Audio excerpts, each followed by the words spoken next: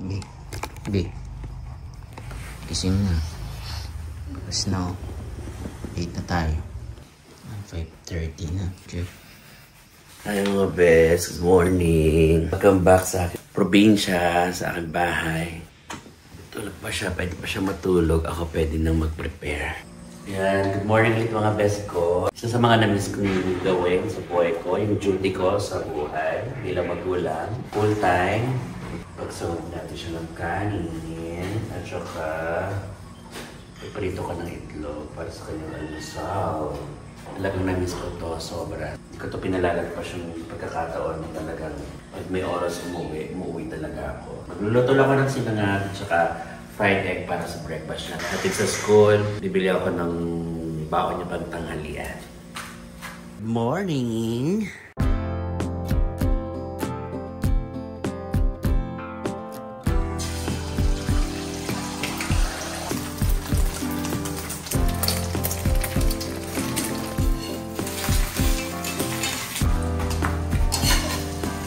Call me mother.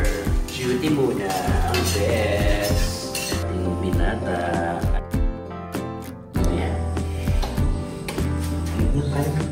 Sarap maging nanay. Ang ganda ng umaga.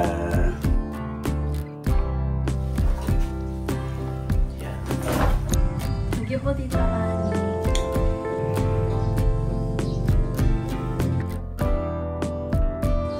Hi guys! It's a special day na nakasama ko uli ang aking mami.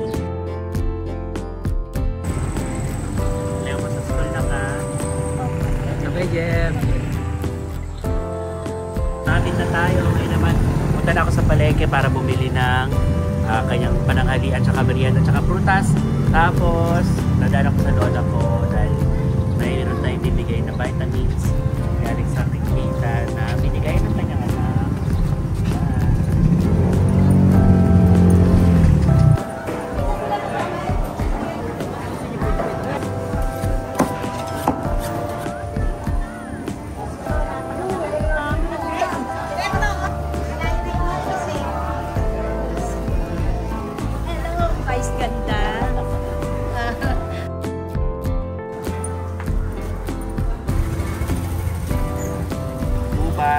Ang kanyang request. So, ubas muna tayo. Ako naman, gusto ko ng saging. So, nabili ako ng saging.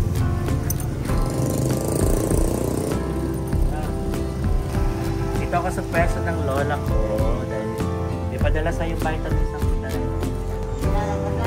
Dalay na.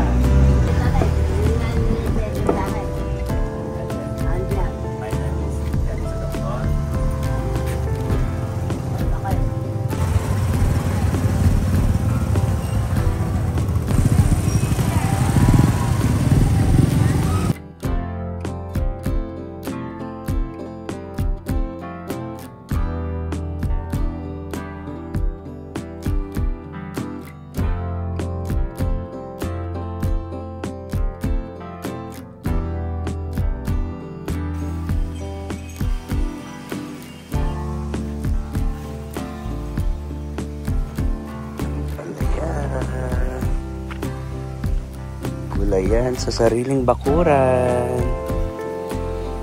Pwede po kayo maghingi.